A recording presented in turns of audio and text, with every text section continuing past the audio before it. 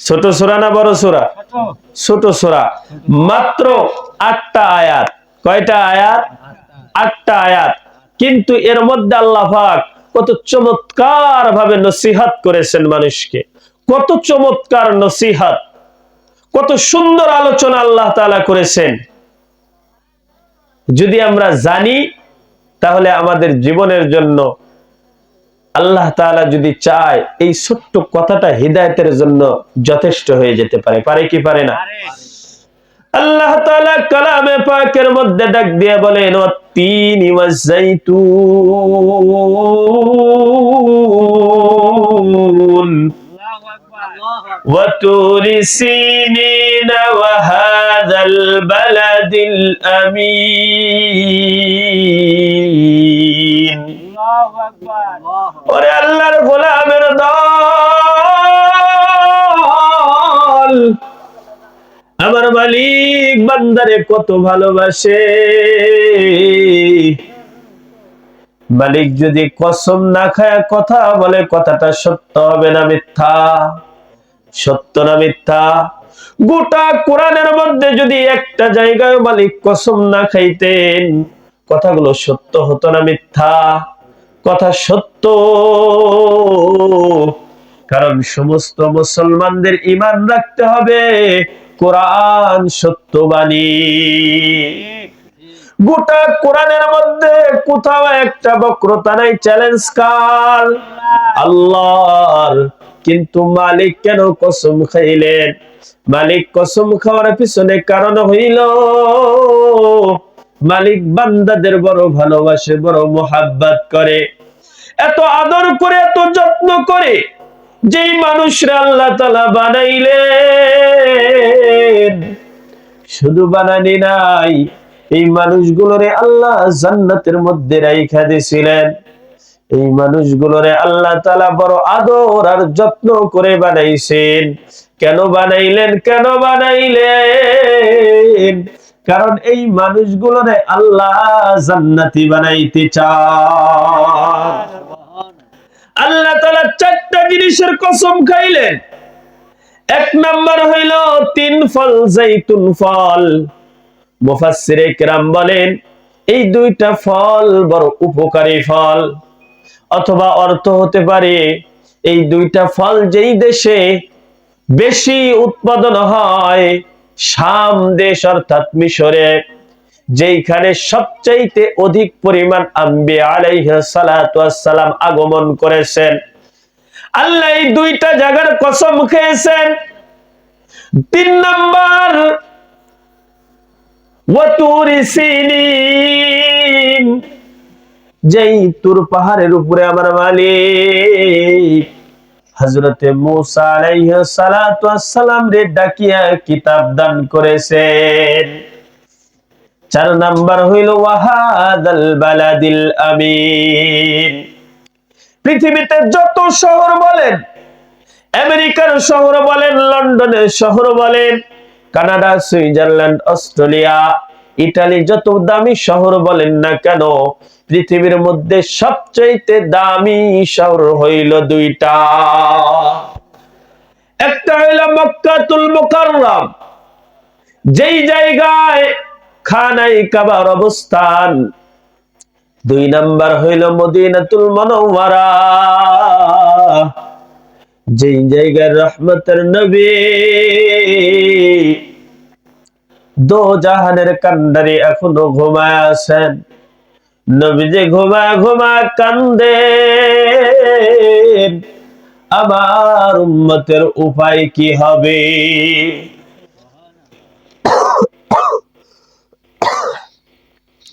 এখনো যেই জায়গায় রাহমাতুল লিল আলামিন, বিশ্বের মধ্যে এই 2টা জায়গার দাম কম না বেশি? সবচাইতে বেশি দাম। এই 4টা কসমকে আল্লাহ বলতেছেন লাকাদ খালাকনাল ইনসানা ফি আহসানি তাকওয়িম।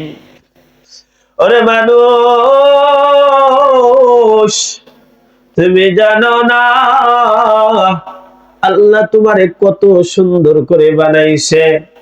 আল্লাহ ঘোষণা করতেছেন, লাকাদ খালাকনাল ইনসানা ফি আহসানি তাকওয়িম। আমি মানুষের অবয়ব সৌন্দর্য দিয়ে সৃষ্টি করেছি। পৃথিবীতে দুই প্রকারের পদার্থ আছে, একটা পদার্থের নাম জড় পদার্থ, আর একটা জীব। গোটা বিশ্বের মধ্যে যত মাখলুক আছে সমস্ত মাখলুকের একটা গুণ, আর মানুষ হইল যার মধ্যে দুইটা গুণ। সমস্ত মাখলুক গুলোর একটা গুণ, নিজেকে ব্যালেন্স করার মতো ক্ষমতা নাই, ইচ্ছা স্বাধীন বলতে কোনো জিনিস নাই। আছে নাকি? নাই। বুঝে আসবে, গরুর মধ্যে ইচ্ছা আছে, গরুর বাছুরটারে দুধ খাওয়াবে, কিন্তু ইচ্ছা থাকলেও নিজের ইচ্ছা মতো, নিজের ব্যালেন্স রেখে নিজের ইচ্ছা মতো গরুর বাছুরে দুধ খাওয়াইতে পারে? পারে নাকি? পারে না। কিন্তু একমাত্র মানুষ, যেই মানুষের জন্য রব্বে কারীম এত সুন্দর পৃথিবীটাকে সৃষ্টি করেছেন, বাজানরে এই পৃথিবীতে সর্বপ্রথম জিন জাতি বসবাস করতেন। এই গোটা বিশ্বের মধ্যে জিন জাতি বসবাস করতেন, কিন্তু ওদের মধ্যে আল্লাহ তাআলা দুইটা গুণ দিয়েছেন, নিজের ইচ্ছা স্বাধীন চলতে পারে, নিজের দিমাগকে যেদিকে খুশি সেদিকে খাটাইতে পারে। গোটা পৃথিবীর মধ্যে একটা অরাজক সৃষ্টি করলেন, আল্লাহ তাআলা বললেন হবে না। এরপরে দুনিয়াতে আল্লাহ তাআলা ফেরেশতা পাঠায় দিলেন, যাও যাও যাও, তোমরা গোটা দুনিয়াতে বসবাস করবা, কিন্তু ফেরেশতাদের মধ্যে একটা গুণ, আল্লাহ যেই হুকুম করবে এই হুকুমের বাহিরে কেউ যাইতে পারবে না। কিছু ফেরেশতা আল্লাহর নবী মেরাজে গিয়ে দেখেন, কিছু ফেরেশতা বাইতুল মামুরের চতুর্দিক দিয়ে ঘোরাঘুরি করতেছে, কিছু ফেরেশতা বসে আছে, কিছু ফেরেশতা কিয়াম অবস্থা আছে, দাঁড়ানো অবস্থা আছে, নামাজরত, কিছু ফেরেশতা রুকুতে আছে, কিছু ফেরেশতা সিজদার মধ্যে মগ্ন আছে, কিছু ফেরেশতা কোরআন তেলাওয়াতের মধ্যে আছে। হযরত ইসরাফিল আলাইহিস সালাতু ওয়াস সালাম ডান পাটা সামনের দিক দিয়ে, বাম পাটা পিছনের দিক দিয়ে, ওই যে সিংহাটা মুখের ঘরে ধরে আছে, আল্লাহর হুকুম হওয়া মাত্র ফুৎকারে দিয়ে দিবে। একটু অলসতা আসে না, কখন হুকুম হবে আমি বাঁশিটা রেখে দিয়ে আবার পরবর্তীতে দাঁড়াবো। এই অলসতা ইসরাফিল আলাইহিস সালাতু ওয়াস সালামের মধ্যে আসতেছে না। উনি দাঁড়ায় আছেন। ফেরেশতারা বললেন, জমিনের মধ্যে কোথায় আপনার ইবাদত করব? আল্লাহ তাআলা ডাক দিয়ে বললেন, বাইতুল মামুর বরাবর একটা ঘর নির্মাণ করো, যে ঘরটা হলো খানায়ে কাবা। আল্লাহ তাআলার আরশ থেকে যদি একটা ঢেল ফেলে দেওয়া হয়, সেটা এসে পড়বে বাইতুল মামুরের ছাদে। বাইতুল মামুর থেকে যদি একটা ঢেল ফেলে দেওয়া হয়, সেটা এসে পড়বে খানায়ে কাবায়। ফেরেশতাদের মধ্যে একজন আগুনের তৈরি জিন জাতি, আজাজিল ফেরেশতা, যেটা গোটা পৃথিবীর এমন কোন জায়গা নাই রব্বে কারীমকে সিজদা করে নাই। আল্লাহ তাআলা উনাকে ফেরেশতাদের নেতা বানায় দিলেন। কিন্তু আল্লাহ তাআলা ইচ্ছা করলেন, আমি দুনিয়াতে মানুষ পাঠাবো, মানুষ আমার প্রতিনিধি পাঠায় দেব দুনিয়ার মধ্যে। আল্লাহ তাআলা অত্যন্ত আদর করে, যত্ন করে পবিত্র মাটি দ্বারা, মুফাসসিরে কেরাম লেখেন, মাথাটা আল্লাহ তাআলা খানায়ে কাবার পবিত্র মাটি দ্বারা হযরতে আদম আলাইহিস সালাতু ওয়াস সালামের তৈরি করেন। গোটা দেহটা পৃথিবীর বিভিন্ন প্রান্তরের মাটি দ্বারা আল্লাহ তাআলা তৈরি করেন। এরপরে রূহ ভিতরে ফুৎকার করে দেয়, সমস্ত ফেরেশতাকে আল্লাহ তাআলা অর্ডার দিয়ে দেয়, ওগো ফেরেশতারা, আমি যেই মাটির মানুষ বানাইছি এই মাটির মানুষরে বড় পছন্দ করি, এই মানুষটারে তোমরা সেজদা করো। তবে ইবাদাতান সেজদা নয়, তাজিমান সেজদা। কিসের সেজদা? তাজিমান, উনাকে সম্মানের সেজদা।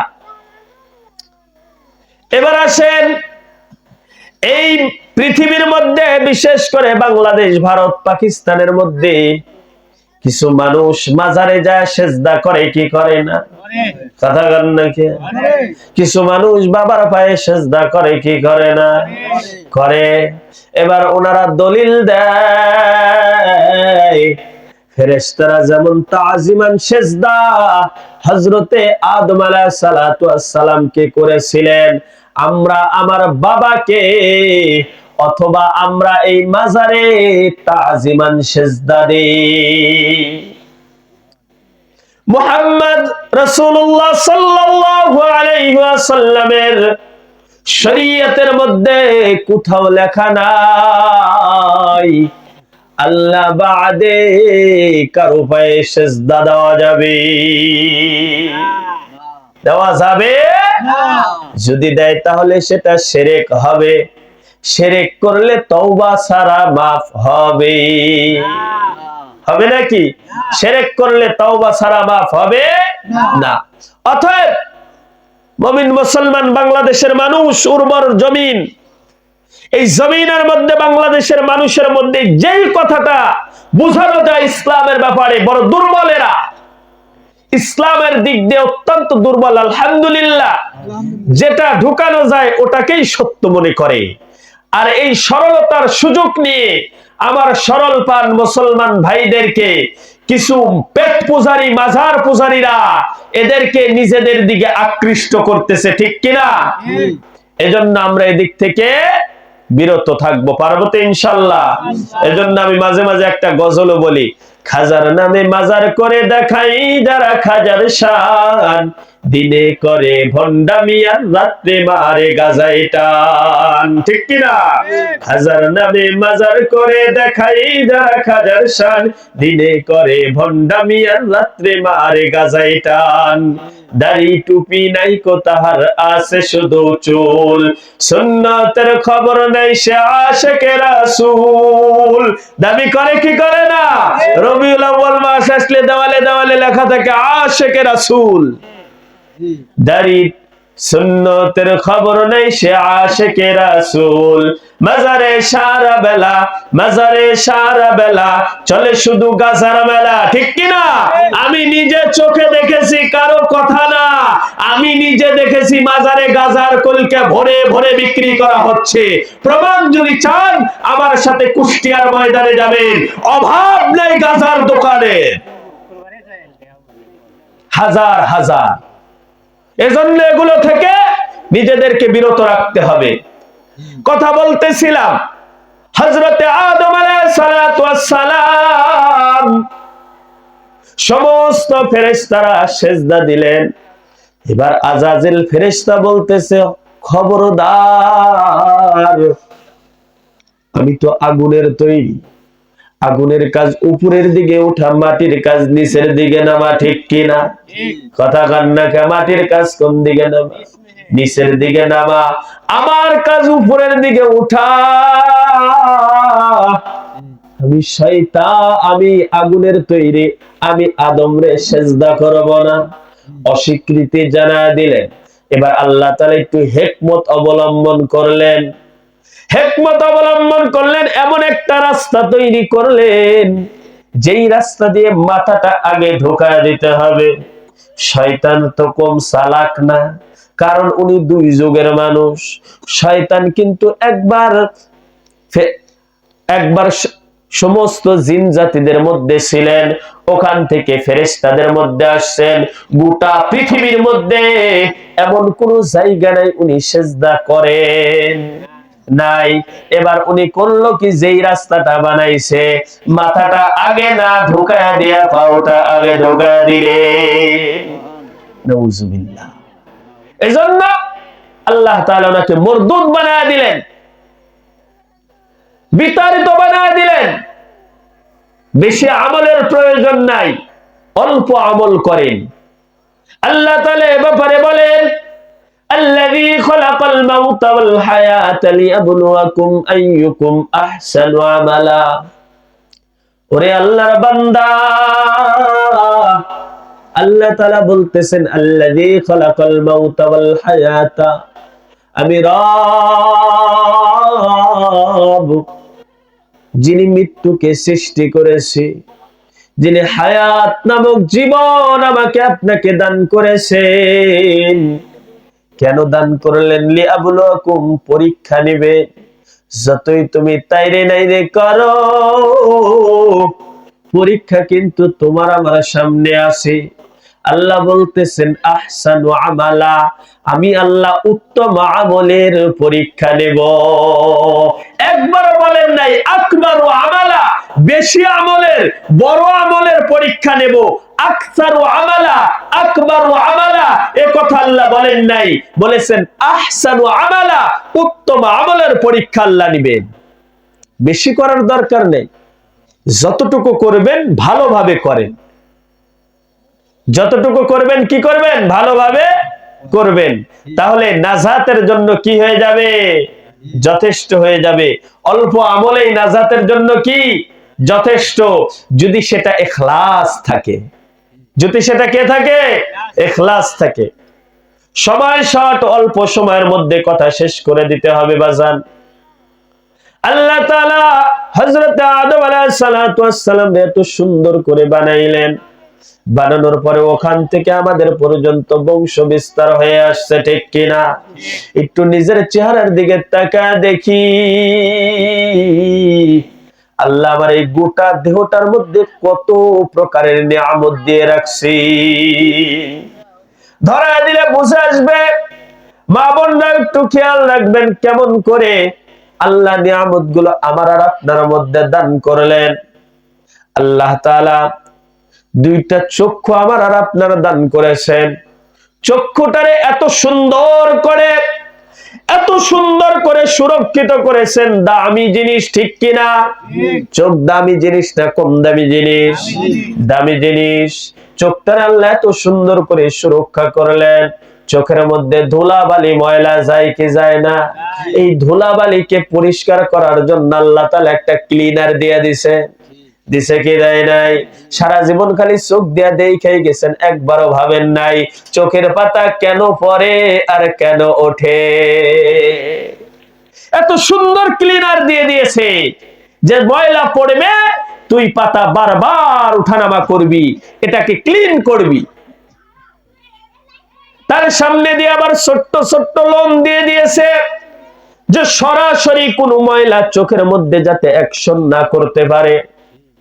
এরপরে কোথাও যদি গোতা লাগে, আঘাত লাগে, চোখের থেকে কপাল উঁচা, কপালে লাগে, চোখের নিচে এসে গালটা তার থেকে একটু উঁচা, যদি লাগে ডাইনে বামে লাগুক, চোখে লাগা যাবে।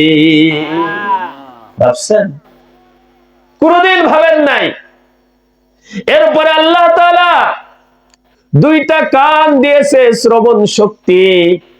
যেই জিনিস দেখা যায় না কিন্তু শোনা যায়, সেটা হলো মানুষের মুখের বাক্য। আমি কথা বলতেছি, মুখ লড়তেছে, কিন্তু মুখের যেই কথাগুলো এটা কানের মধ্যে যায় শোনা যাচ্ছে, ঠিক কিনা? শোনা যাচ্ছে। দিছেন কে? আল্লাহ। আল্লাহ তাআলা মুখের মধ্যে কত সুন্দর করে বান্দার যেই দাঁতগুলো দিয়েছে, সামনের দাঁতগুলো দিয়েছে একটু চোকা সাইজের, ঠিক কিনা? বান্দা শক্ত খাবার মুখের মধ্যে দিয়ে সামনের দাঁত দিয়ে কাটবে। এবার মারির দাঁতগুলো দিয়েছে একটু চ্যাপ্টা সাইজের, কারণ এই দাঁতগুলো দিয়ে বান্দা খাবার পিষতে হবে। এগুলো চোকা দিলে বান্দার খাবার সুন্দরভাবে পেটের মধ্যে যাবে। দিছে কে?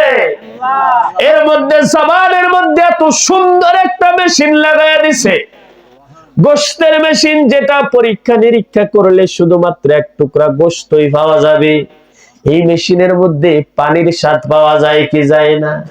এই মেশিনের মধ্যে তিতা হইলে বোঝা যায় কি যায় না? এই মেশিনের মধ্যে ঝাল হইলে বোঝা যায় কি যায় না? টক হইলে বোঝা যায় কি যায় না? ভটকা হইলে বোঝা যায় কি যায় না? ওরে আল্লাহর গোলামের দল, বান্দা সুন্দর একটা হাত দিছে কি দেয় নাই? আমার বান্দা খাবারটা হাতে উঠাবে, অনেক দূরে খাবার হাতে নিলে বোঝা যাচ্ছে ভালো না মন্দ বোঝা যায় যায় না। এরপরে যখন আরেকটু সামনের দিকে নিয়ে আসবে, বান্দা চক্ষু দুইটা দিয়ে দেখবে খাবার ভালো না মন্দ। এরপরে আরেকটু সামনের দিকে যখন নিয়ে আসবে, নাসিকা নাক দ্বারা বান্দা ঘ্রাণ শুকবে খাবারটা পচে গেছে নাকি ভালো আছে। সুবহানাল্লাহ। বাড়ির যায় নাকটা যদি মিয়া পিছনে দিত, তাহলে খাবার নিয়ে এইভাবে শুকায় এইভাবে খাইতে হইতো। হ্যাঁ, কোন জায়গায় কি দিতে হবে এত সুন্দর অবয়ব সুন্দর যদি আল্লাহ তাআলা আমাকে আপনাকে তৈরি করেছেন। এরপরে আল্লাহ তাআলা আমাকে আপনাকে এত সুন্দর ভাবে মুখের মধ্যে দাড়ি দিয়ে দিছে। বলেন তো, দাড়ি রাখলে পুরুষে ভালো দেখা যায় না মন্দ? কথা কন্যাকে ভালো না মন্দ? ভালো দেখা যায়। কাটলে কেমন যেন মিয়া মানুষ দেখো। কন্যা খায়, আমি বলবো না, আপনারা বলেন না খায়। কারণ একই মায়ের পেটের থেকে আপনার বোনও হয়েছে, একই মায়ের পেট থেকে আপনিও হয়েছেন, দুইজনই মানুষ। কথা গান নাকি? বোনের মুখে যদি সারাদিন বেলেট লাগায় আছেন, একটা দাড়ি উঠবে। আর আল্লাহ আপনার মুখে দাড়ি দিছে, তার মানে বোঝা গেল বোনের মুখে দাড়ি সুন্দর দেখা যায়, কিন্তু আপনার মুখে দাড়ি সুন্দর দেখা যায়। এজন্য বান্দার কাছে আল্লাহ যেহেতু সুন্দর দেখার জন্য দাড়িটা দিছে, তুমি যদি আল্লাহর গোলাম বলে দাবি করো, তাহলে তুমি কেমন করে দাড়ি? কথা কন না, কাটেন না কাটেন না? দাড়ি কাটলে গুনাহ হবে না নাকি হবে? গুনাহ হবে। কি গুনাহ হবে? কবিরা গুনাহ, সগীরা গুনাহ নয়। সৃষ্টি করলেন ভাই। সবচেয়ে বড় কথা, যেই দাড়ি মুসলমানদের জন্য একটা দায়ী সুন্নাত। তুমি বাজান যদি দাড়িটা রেখে দাও সুন্নতের নিয়ত করে, লিল্লাহিয়াতের জন্য, তুমি যত তুমি ঘুমাবা তোমার আমলনামায় নেকি লেখা লিখতেই থাকবে, কারণ তুমি সর্বদা একটা সুন্নতের উপরে আমল করতেছো। আর যদি তুমি দাড়ি কাটো সদগায়ে জারিয়া হিসাবে, তোমার আমলনামায় সর্বদা গুনাহ লিখতে থাকবে। সর্বদা দাড়ি যদি কাটো গুনাহ, যদি রাখো নেকি। আর একটা বড় সমস্যা আছে, কিয়ামতের ময়দানে তুমি এত চিল্লাও আমি নবীর উম্মত, নবীর গলায় ছুরি লাগাইলে নবী উম্মত হিসেবে তোমার পরিচয় দেবে কেমনে? কথা কন না কে? পরিচয় দেবে না। তুমি আমার গলায় ছুরি লাগাও আর তুমি আমার দোস্ত হয়ে হাউজে কাউসারের পানি খাইবা, এটা সম্ভব? সম্ভব না। এজন্য দাড়ি রেখে দিতে হবে। পারবো তো ইনশাআল্লাহ? ইনশাআল্লাহ।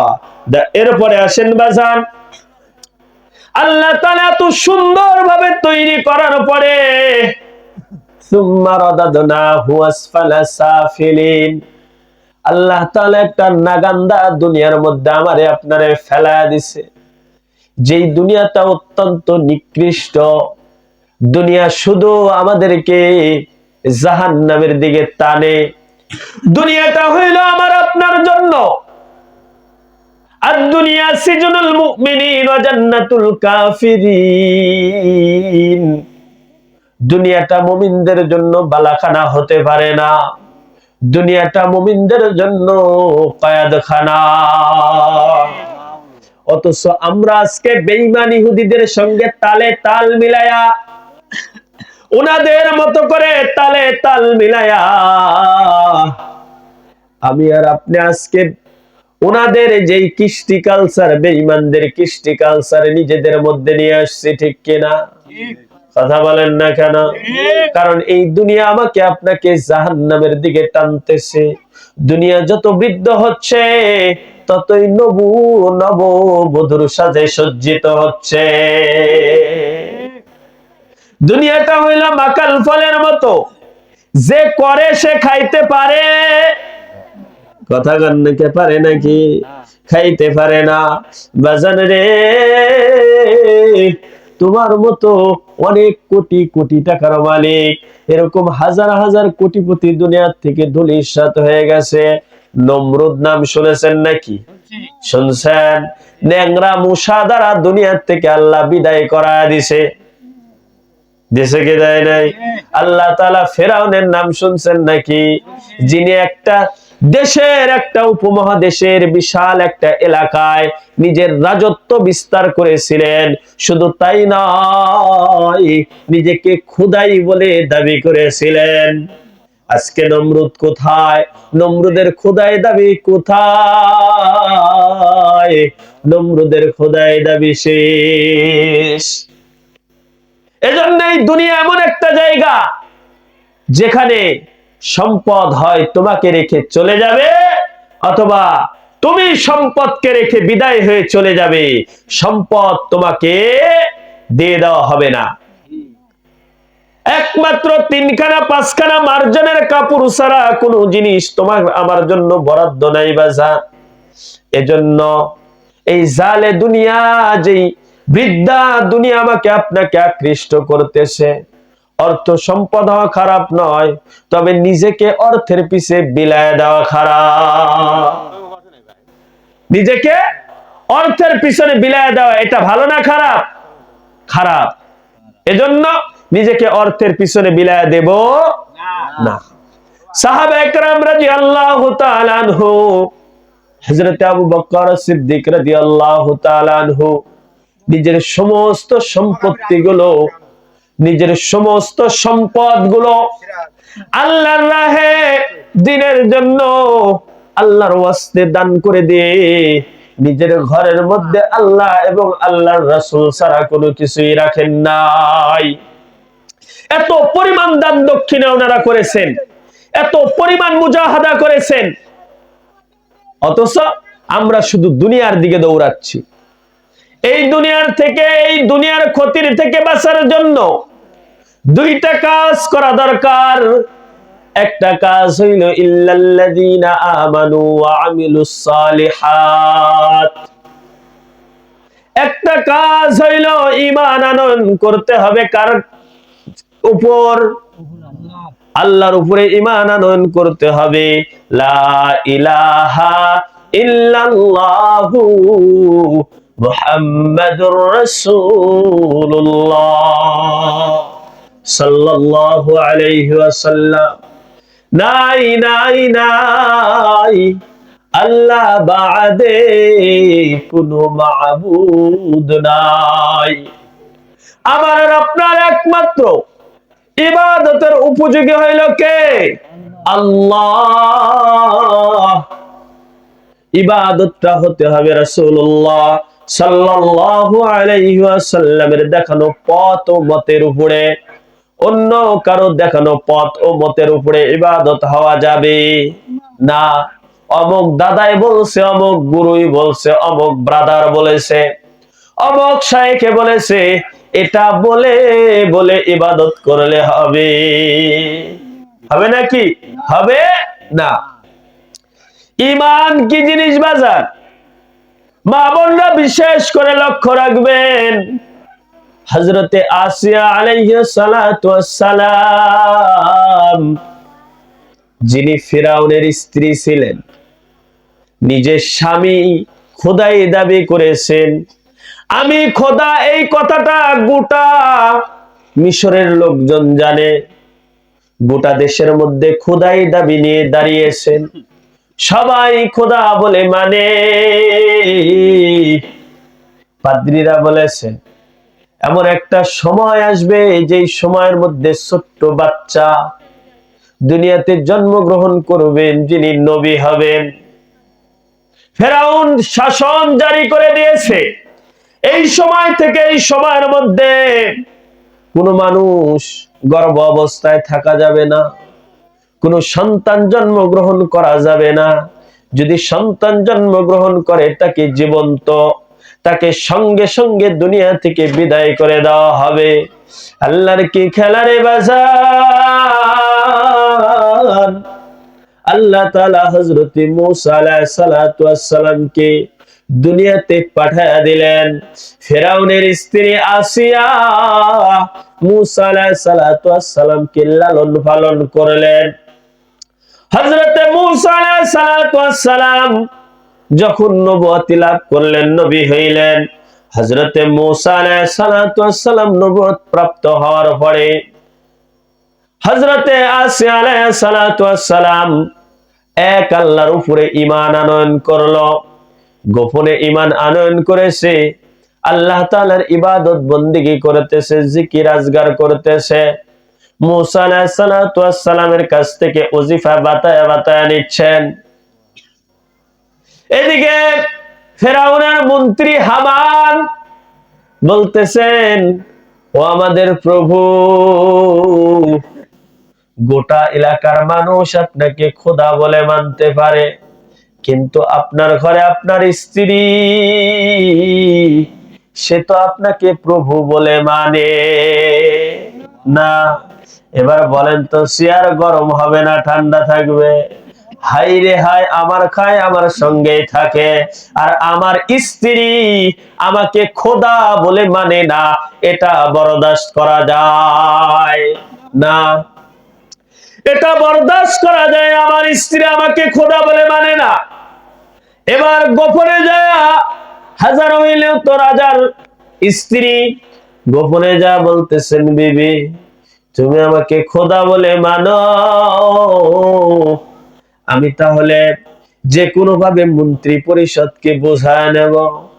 আসিয়া আলাইহিস সালাতু ওয়াস সালাম বলতেছেন, খবরদার, যেই এক আল্লাহর উপরে ঈমান আনছে, জীবন চলে যেতে পারে, আমি ওই এক আল্লাহর উপর থেকে ঈমান পরিত্যাগ করব না। যদি এরকম আসিয়ার জীবন আরো হাজার বার হয়, আমি ওই এক আল্লাহর উপরে ঈমান আনব।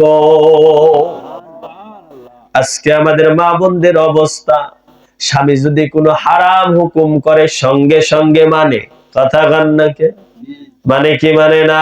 এজন্য মা বোনদেরকেও জানাই, স্বামীর কোনো হারাম হুকুম মানা যাবে। যদি আসিয়া মানতো, রানী হয়ে থাকতো, ঠিক কিনা? মানলে রানী হইতো না? কারণ রানী তো রানিং রানী, ক্ষমতা, চেয়ার, টাকা পয়সা, গহনা, কোনো কিছুর অভাব হইতো না। কিন্তু ঈমান আনছে একমাত্র কার উপরে? আল্লাহর উপরে। এবার ফিরআউন বলতেছে, হবে না, হবে না, কঠিন ব্যবস্থাপনা নিতে হবে। আসিয়া আলাইহিস সালাতু ওয়াস সালামের ঘরে ছোট্ট ছোট্ট দুইটা সন্তান ছিলেন। যেই দুইটা সন্তানকে ফেরাউন বলল, কয়রার মধ্যে করে, কারায়ে করে তোমরা উত্তপ্ত তেল গরম করো। সন্তানগুলোকে ওই তেলের কাছে নিয়ে এসে বলতেছে, আসিয়া হয় ঈমান ছাড়ো, নয়তোবা এই তেলের মধ্যে ফেলা তোমার সন্তানগুলোকে পাখির মতো করে রোস্ট করে ফেলবো। আসিয়া বলতেছে, এরকম সন্তান যদি হাজারটা হয়, আমি আসিয়া আল্লাহর জন্য কুরবানি করে দিতে পারি, তবে ঈমান ছাড়তে আমি রাজি নাই, আমি ঈমান ছাড়তে রাজি নাই। এবার দুইটা সন্তান রে গরম উত্তপ্ত কয়রার মধ্যে ফেলায় দিছে। বেঈমান কাফেরের দল দেখে যেমন ভাবে পাখি তেলের মধ্যে ছেড়ে দিলে ভাজা হয়ে যায়, ওইভাবে ভাজা হয়ে গেছে। আর কয়রায় তেলের মধ্যে থেকে আসিয়া আলাইহিস সালাতু ওয়াস সালাম যে সন্তান দুইজন সান্ত্বনা দিচ্ছে, ওমা আমরা গরম তেলের মধ্যে পড়ি নাই, আমরা সরাসরি এসে জান্নাতের মধ্যে পড়েছি। আল্লাহু আকবার। আমরা সরাসরি এসে জান্নাতের মধ্যে পড়েছি। এবার ফিরআউন বলতেছে হবে না, হবে না, কঠিন থেকে কঠিন শাস্তি দিতে হবে। উত্তপ্ত মরুভূমির মধ্যে নিয়ে গেছে, হাতের মধ্যে দুই হাতের মধ্যে প্যারাগ লাগায় দিছে, দুই পায়ের মধ্যে প্যারাগ লাগায় দিছে। এবার বলতেছে ইমান ছাড়ো, ইমান ছাড়ো, নতুবা আরো কঠিন শাস্তি দেব। আসিয়া বলতেছে আল্লাহু